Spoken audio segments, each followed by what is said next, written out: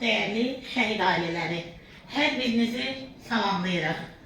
Bugün İgid qəhrəman oğullardan biri olan Bahadur Sehrimanoğlu Quliyevin anım gününə toplaşmışıq.